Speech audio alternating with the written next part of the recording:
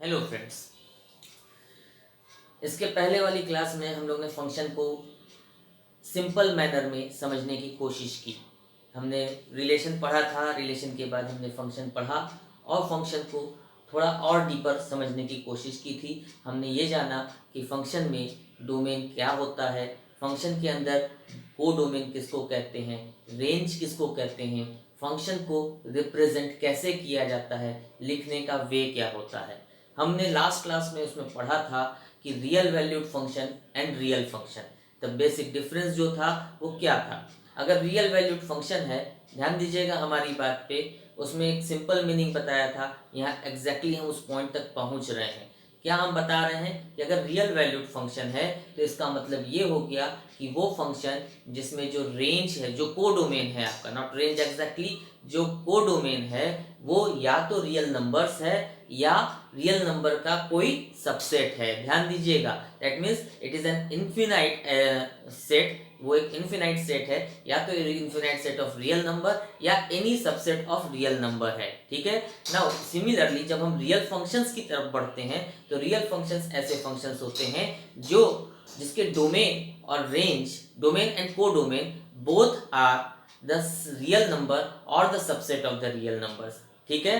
That means not कि वो exactly सिर्फ रियल नंबर्स ही हो, वो सबसेट ऑफ रियल नंबर्स भी होंगे तो भी होंगे।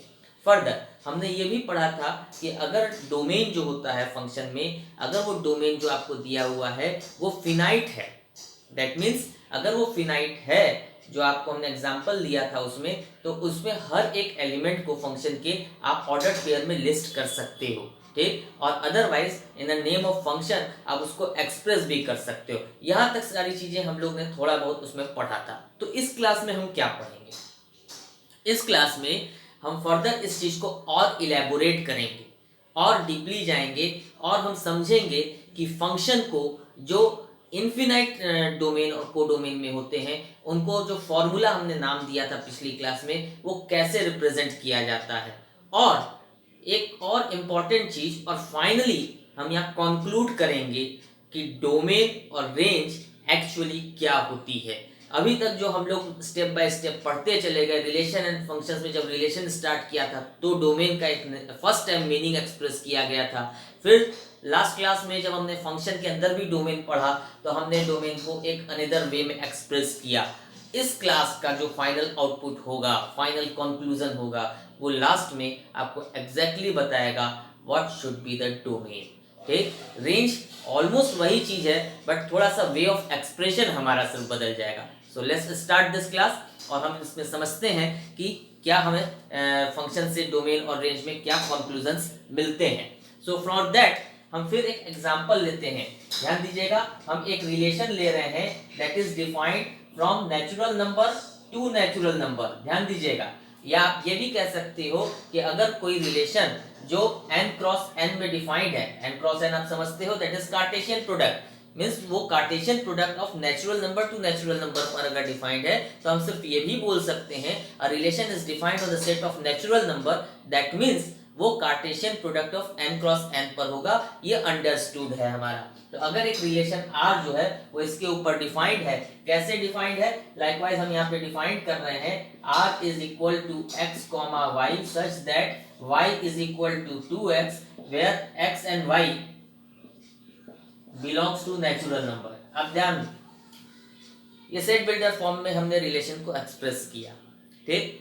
हमारा काम क्या है, हमें इसके अंदर जो एलिमेंट्स हैं वो फाइंड करना है, पहला काम। दूसरा काम हमको ये जानना है कि क्या ये रिलेशन फंक्शन की क्राइटेरिया को कंप्लीट कर रहा है, क्या ये फंक्शन है। ठीक है। पहली चीज तो इतना जान ले, फिर हम लोग इसमें आगे और बढ़ेंगे। तो फर्स्ट ऑफ ऑल पहला तो हम इसके एलिमेंट्स सॉर्ट आउट कर लें। What it is written over here कि R is defined as a relation between x and y, which are related by the relation y is equal to 2x, where x and y are natural number. ठीक है। Now, तो आपने ये देखा कि जो y, that is the second element of this relation, is depend on x, when you have the value of x and you substitute the value of x over here, you get the value of y, and that is how आपको ये ordered pair मिल जाएगा. And what is x now? X is also a natural number, and we all know natural number starts from 1, 2, 3, 4 and that is infinite. So x की value पहले 1 put करें. Clear है यहाँ तक? I think ये relation है, इसमें कोई ऐसी नई चीज नहीं है, कई रिलेशंस आपने लगाए हैं. तो ये हमने x की वैल्यू डिटरमाइन की. अब ये x की वैल्यू जब हम पुट करेंगे, सो y की वैल्यू क्या आ जाएगी? 2 into 1 रखने पर 2 आ जाएगी. y की वैल्यू 2 into 2, जब x की वैल्यू 1 है 2 है, और इसी तरह x की वैल्यू जब 3 आ गई तो ये 6 आ गया, x की वैल्यू 4 आ गई तो ये 8 आ गया. मीन्स आपके क्या एलिमेंट्स आए इस रिलेशन के? इस रिलेशन R के एलिमेंट्स क्या आएंगे? When x is the first value, फिर x की वैल्यू जब 1 पुट कर रहे हैं तो y क्या निकल के आ रहा है? 2 निकल के आ रहा है. सो 1,2 आया, फिर आपका 2,4 आया, फिर 3,6 आया, फिर 4,8 आया, लाइकवाइज 5,10 आया एंड डॉट डॉट डॉट. इस तरह से ये रिलेशन आपका कंटिन्यू हो रहा है यहाँ पे. सो हमने ये देख लिया कि ये रिलेशन के एलिमेंट्स हमारे पास आ गए. नाउ हमारा टास्क क्या कहता है कि क्या ये रिलेशन फंक्शन है. सो फॉर दैट हमें मालूम है दो कंडीशंस होती हैं कि जो भी डोमेन है, मतलब जो भी फर्स्ट सेट है, फर्स्ट सेट भी नेचुरल नंबर है, ठीक, इस फर्स्ट सेट के जितने भी एलिमेंट्स हैं, that is an infinite element, for each element there should exist an image. The first criteria ये ले लें.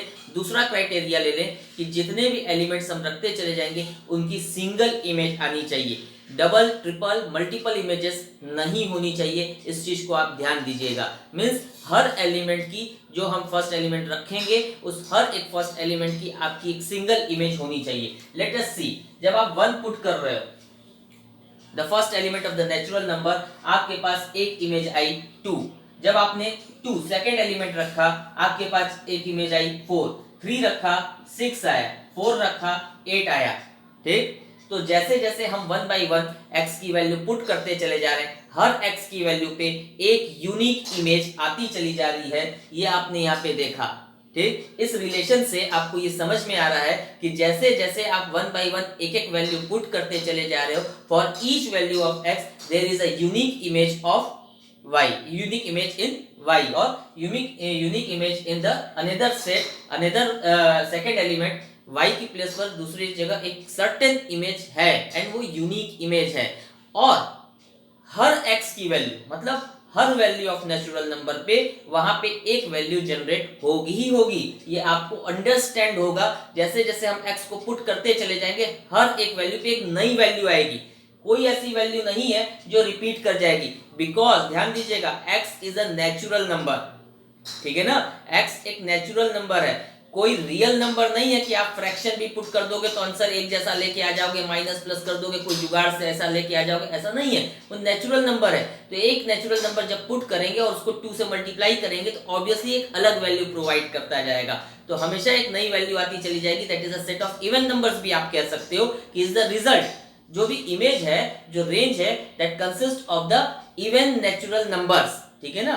सो इवन नेचुरल नंबर्स आते चले जाएंगे हर एक नेचुरल नंबर के लिए. सो फ्रॉम दिस कंक्लूजन हम ये कह सकते हैं कि जो रिलेशन हमने यहाँ डिफाइन किया है, that relation is a function. The first thing. Now अब ये फंक्शन हो गया. आपने ये देखा कि यहाँ जो फंक्शन हो गया ये, तो ये फंक्शन आपका y is equal to 2x में डिस्क्राइब्ड है. ठीक है ना. और फंक्शन हमने क्या लिखा था, अगर कोई इनफिनाइट डोमेन होता है, मतलब इसका जो x की वैल्यू, जो फर्स्ट सेट है, जो नेचुरल नंबर है, दैट बिकम्स अ डोमेन. अगर हम इसको फंक्शन की लैंग्वेज में लिखेंगे, so function f such that it is described from n to n, because the domain is n. जो x जो फर्स्ट एलिमेंट है that is n, so domain is n and its codomain is also n. the second element that is natural number, so codomain is also natural number. क्योंकि जो range आएगी वो भी natural number में belong कर रही है, तो रेंज कहां से निकल के आ रही है? नेचुरल नंबर से निकल के आ रही है. सो कोडोमेन भी नेचुरल नंबर हो गया. नाउ अब ये फंक्शन कैसे डिस्क्राइब्ड हो रहा है? ये फंक्शन यहाँ डिस्क्राइब्ड हो रहा है f(x) is equal to 2x in terms of function. Function के टर्म्स में हम लिख रहे हैं f(x) is equal to 2x. इसका मतलब ये एक फंक्शन डिस्क्राइब्ड हो गया फॉर्मूले के फॉर्म में, जो हमने देखा था लास्ट क्लास में। हमने ये देखा था कि जब रियल फंक्शंस होते हैं, रियल वैल्यूड फंक्शंस होते हैं जो इनफिनाइट डोमेन या इनफिनाइट कोडोमेन को कंटेन करते हैं, जिसमें आप सारे एलिमेंट्स को ऑब्वियसली लिस्ट नहीं कर सकते, जैसे कि यहाँ पे सारे एलिमेंट्स को हम लिस्ट नहीं कर सकते, तो उनको डिस्क्राइब करने के लिए हमारा फॉर्मूला होता है, हमारा एक रूल बन जाता है। उस रूल के थ्रू हम उसको डिस्क्राइब करते हैं फंक्शन को। सो यहाँ जो फंक्शन डिस्क्राइब हुआ था y is equal to 2x, this is a rule जो बता रहा है कि for each value of x there is twice the value in y। This is a rule, this is what the formula forms, this is what the method is provided to you to ascertain the pattern. ठीक है ना, whatever the name you can say। so ये सारी चीजें ये function को describe कर रही हैं। so फंक्शन के लैंग्वेज में हम fx is equal to 2x लिखेंगे, और रिलेशन में आया y is equal to 2x, दोनों चीजें सेम है। And for that reason many a times you may say कि y is equal to fx। आप कई जगह आगे देखोगे कि y is equal to fx note down किया जाएगा, इस चीज को ध्यान दीजिएगा। नाउ अब क्वेश्चन आता है कि अगर y is equal to fx लिख रहे हैं, मतलब y और fx दोनों सेम है। अगर ये दोनों चीजें सेम है, सो जो y का मीनिंग था वही fx का भी मीनिंग है इन टर्म्स ऑफ वैल्यू जब कैलकुलेट कर रहे हैं। इस चीज को ध्यान दीजिएगा आप कि जो y का मीनिंग था वही fx का मतलब हो गया।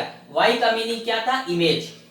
ध्यान दीजिएगा, this is the value of domain जो आप पुट कर रहे हो। This is the first element 1 2 3 4 5, ये फर्स्ट एलिमेंट है, और ये रिजल्ट जो आ रहा है ये सेकंड एलिमेंट है। ठीक, this is the value of y, ये x था, x की वैल्यू ये है, और ये जो इधर आ रही है ये y की वैल्यू है। And the y is the answer, y is the result when you substitute the value of x, what you get is known to be the y, and this y is fx। so जो ये function, जो ये relation x और y ordered pairs हैं, हम इनको कैसे लिख सकते हैं? ध्यान दीजिएगा, x, fx, this is one of the form जिसमें हम रिप्रेजेंट कर सकते हैं फंक्शन को x, fx। so जो fx है that is nothing else but what it shows? range, it shows the image of x। what is x? domain। whenever you say the given relation is a function, then the value of x in terms of the variable in which it is expressed, obviously many a times we express any relationship in terms of x and y obviously। ठीक है ना, ध्यान दीजिएगा इस बात को। And so जो x हम पुट कर रहे हैं, जो x हम कंसीडर कर रहे हैं, इसको हम डोमेन मान रहे हैं। ठीक है ना, ये डोमेन हुआ जिसकी वैल्यू हम पुट कर रहे हैं। This is the first element in the ordered pair, so it is a domain। so जब भी हम इस x की वैल्यू को पुट करके fx की वैल्यू जनरेट करके निकालते हैं, that means y जो जनरेट करके निकालते हैं, this y और fx is the range। remember this thing very very clearly। आगे के क्लासेस में बच्चे मोस्टली कंफ्यूज होते हैं। fx is nothing else but the value of the function at x, value of the function at x, that means it is the range of the function, it is the image of the function। remember this thing, whatever we are discussing in terms of relation, that x is the first element and y is the second element of the ordered pair in a relation, in the case when it is now a function, in that case x becomes the domain, x is named as a domain, and the y, the second element, is known to be a range or fx। instead of y you can say fx, fx is the range। clear है? so fx denotes the range in this function when it is expressed like this। whenever a relation is expressed as a function and it is a function, in that case when this function is expressed in terms of a formula or a method, ठीक है ना, or a rule, whatever you say, or a mapping is there, mapping in terms of arrow diagram। so in all these cases what it establishes to you, this x in terms of x जब ये expressed है, so x is the domain, ठीक, and fx becomes the range। clear है ये चीज? now so this is one of the way of expressing or describing a function in terms of variable। when we describe these functions in terms of variable, in the cases when the domain and codomain are infinite, remember this thing, when they are finite, In that cases also many a times we can express the relationship in terms of formula, but since we can express those formulas or relationships in terms of ordered pair or an element, so it is more better to express them in element. But when they are infinite, it is impossible to list all the elements, and so we just describe the relationship or the formula to express that function. Clear है ये चीज? ये बहुत important part है. हम इसी को अभी आगे और एक और एग्जाम्पल लेकर के हम लोग कंटिन्यू करते हैं. देखिए हमने एग्जाम्पल नोट डाउन कर लिया है, y is equal to 2x plus 1. अब हम इसको चेक करते हैं कि क्या ये रिलेशनशिप भी फंक्शन को फॉलो करता है, यस और no. Since it is defined on n to n, that means the first set is natural number and the second set is also natural number. One by one हम substitute करेंगे. क्या substitute करेंगे? First element क्या होता है हमारा? Ordered pair x y defined होता है हमेशा. ध्यान दीजिएगा, x is the first element, y is the second element, instead कि जब तक हमने until and unless कुछ और न बताया हो.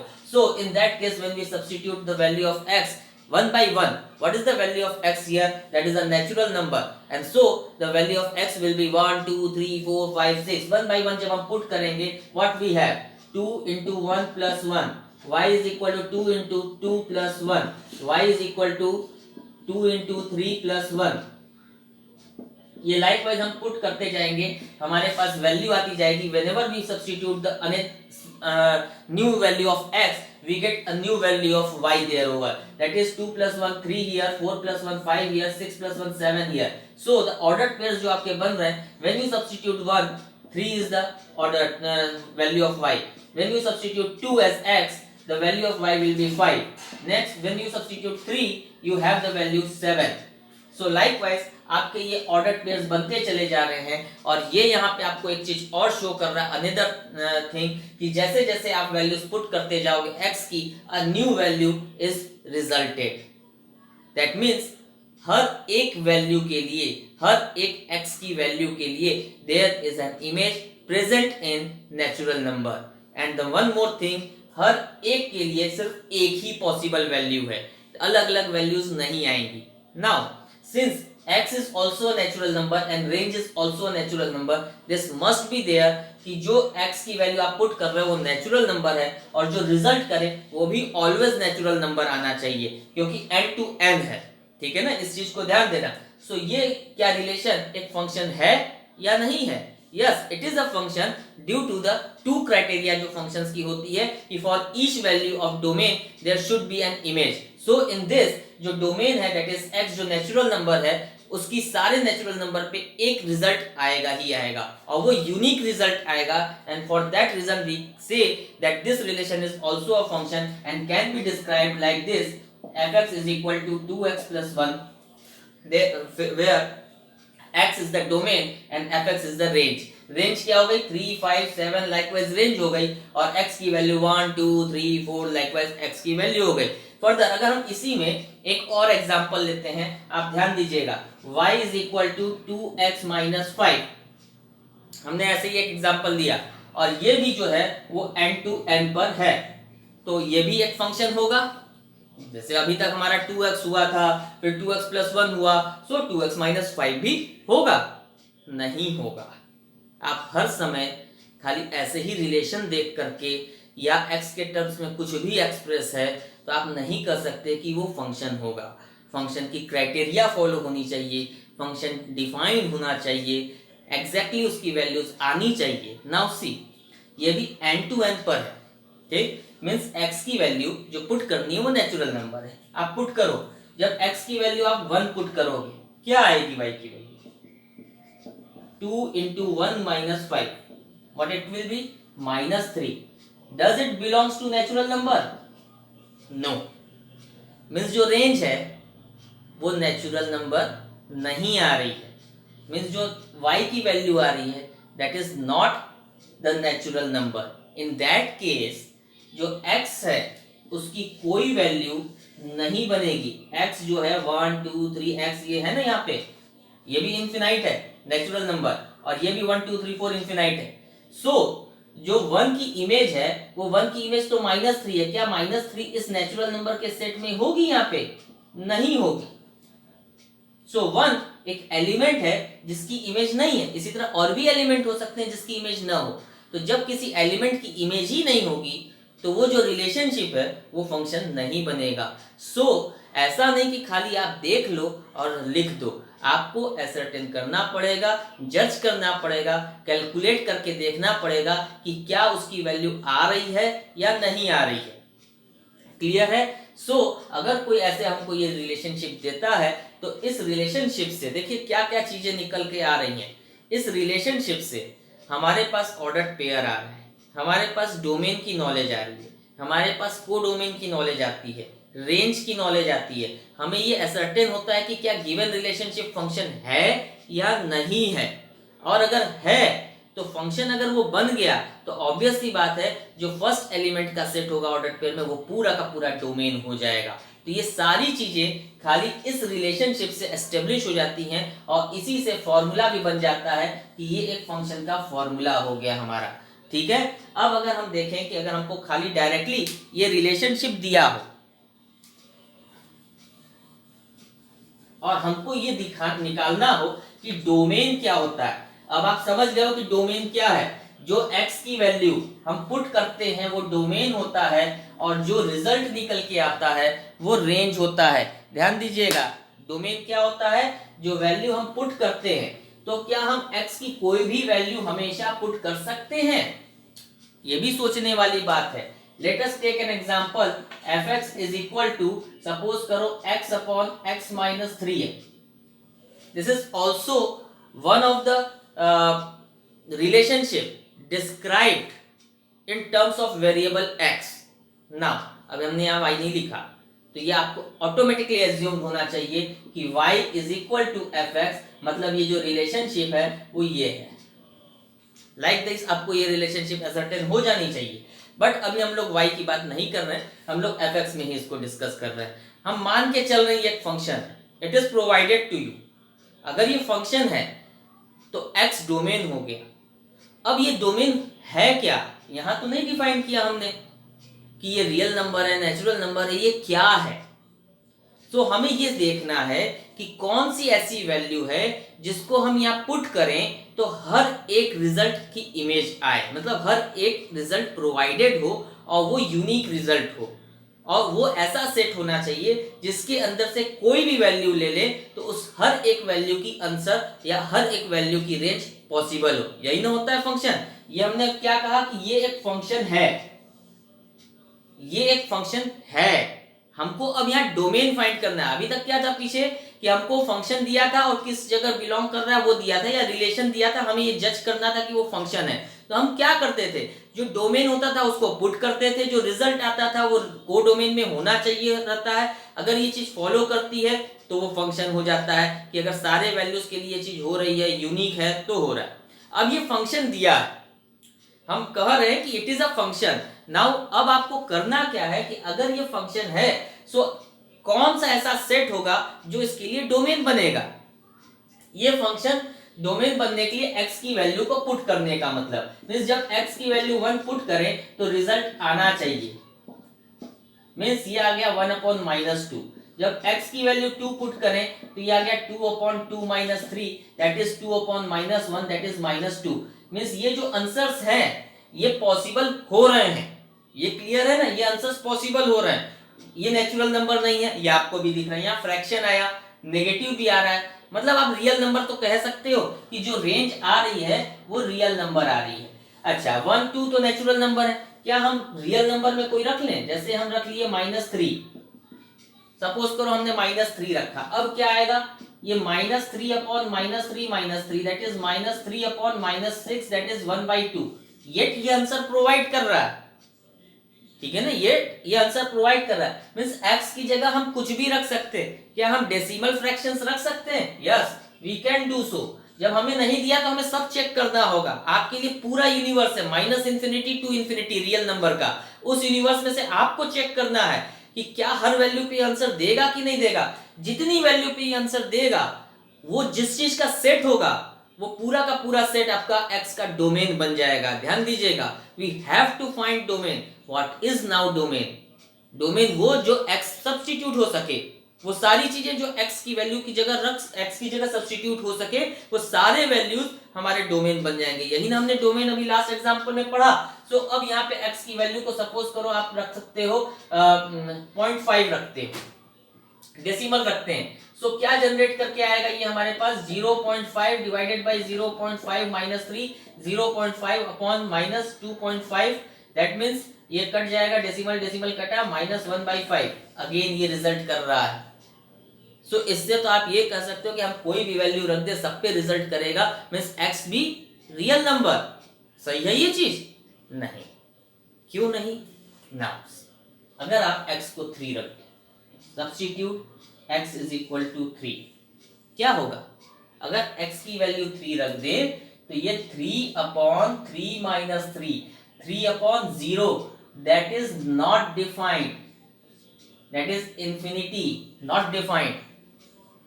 क्या इंफिनिटी रियल नंबर है? नहीं।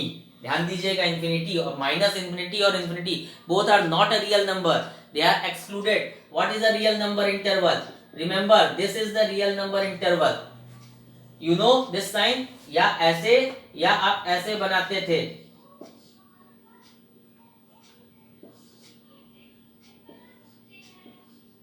ये इसको क्या बोलते हैं? ये ओपन इंटरवल होता है,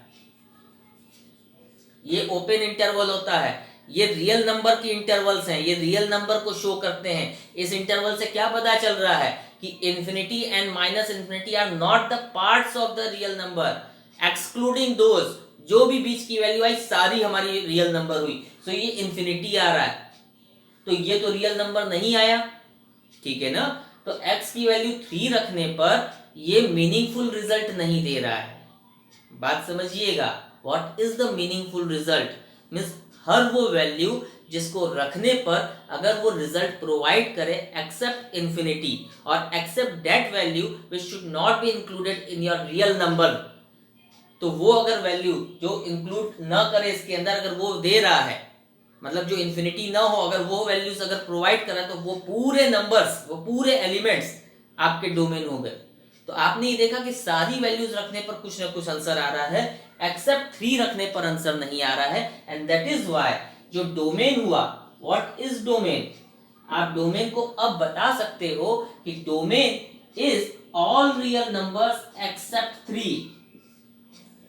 R is a set of real number -3, आपको याद होगा difference of set, these are two sets, difference निकाल रहे हैं। माइनस हमने 3 का सेट किया तो 3 को रियल नंबर में से हटा दो, बाकी जितने बच गए वो सारे के सारे रियल नंबर आपके ये डोमेन में आ गए। मींस 3 को छोड़ दे तो कोई भी वैल्यू आप पुट कर सकते हो। अब ये जो लॉजिक आया, ये पूरी कहानी आई, ये आपके डोमेन के मीनिंग को एक्चुअली में जनरेट कर रही है। ये बता रही है कि डोमेन क्या होता है।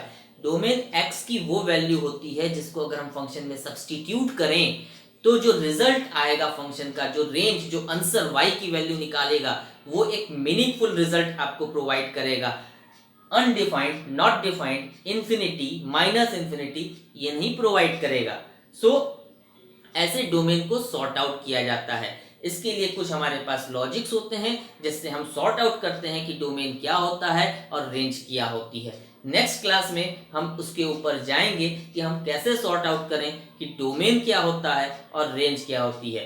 इस क्लास का बहुत ज़्यादा इम्पैक्ट नहीं था, यह क्लास सिर्फ और सिर्फ हमने इसलिए डाली थी अंडरस्टैंडिंग ऑफ फंक्शन।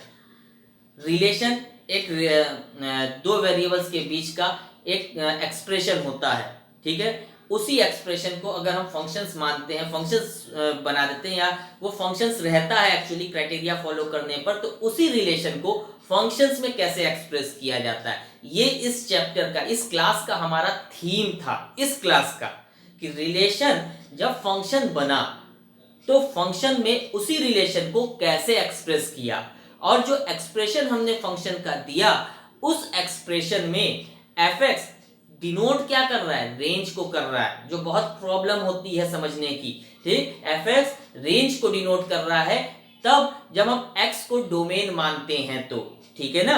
और डोमेन क्या होता है, इस क्लास के स्टार्टिंग में हमने कहा था कि हम यहाँ कंक्लूड करेंगे कि डोमेन क्या होता है। डोमेन वो वैल्यूज होती हैं जिनको फंक्शन में पुट करने पर फंक्शन एक मीनिंगफुल रिजल्ट को प्रोड्यूस करता है, that is what known to be the domain. वहां फर्स्ट एलिमेंट अब हम नहीं बोलेंगे, हम ये नहीं बोलेंगे कि डोमेन वो होता है जो जिसमें फंक्शन डिफाइंड होता है तो वो पहला वाला सेट जो हो गया वो डोमेन हो गया, हम ये नहीं बोलेंगे। डोमेन क्या होता है? Domain is a set of all those values that provides the given relationship a meaningful result, a meaningful product provide करता है, and that is what known to be the domain।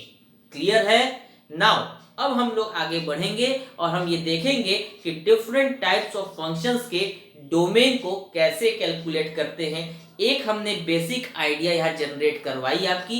अब हम लोग नेक्स्ट क्लास में different varieties of functions पे domain भी calculate करेंगे और हम आपको उसमें ये भी दिखाएंगे कि अगर हमको रेंज नहीं दी है और आइडेंटिफाई करना है the set of codomain, the set of range, तो हम उसको कैसे आइडेंटिफाई करेंगे, सॉर्ट आउट करेंगे, फाइंड करेंगे, ये हम लोग नेक्स्ट क्लास में पढ़ेंगे। That is again a very very important class. More than this class, वो क्लास बहुत इंपॉर्टेंट है from the examination point of view, from the point of view of the higher mathematics जो आपको करनी है, जो हायर अदर सब topics पढ़ने हैं, उन सब चीजों में आपकी ये डोमेन और रेंज के कॉन्सेप्ट्स बहुत यूज आएंगे। और एज वेल एज अगर हो सका तो नेक्स्ट क्लास में ही ग्राफ भी बताएंगे इसका, या तो नेक्स्ट और अदर उसके बाद की क्लास में डिस्कस किया जाएगा अगर बहुत लेंदी हो जाएगी तो। That's all for today. ध्यान दीजिएगा इस क्लास को, समझिएगा, बहुत सिंपल है। खाली हम एक डिराइवेशन, एक हम स्टेयरकेस चढ़ रहे थे, रिलेशन पूरा खत्म हो गया। अब पूरी तरह से हम फंक्शन के फ्लोर पे आ चुके हैं। अब फंक्शन के फ्लोर पे हम लोग खेलेंगे, अब फंक्शन के फ्लोर पे ही हम लोग आगे की पढ़ाई करेंगे। That's all for today, thank you.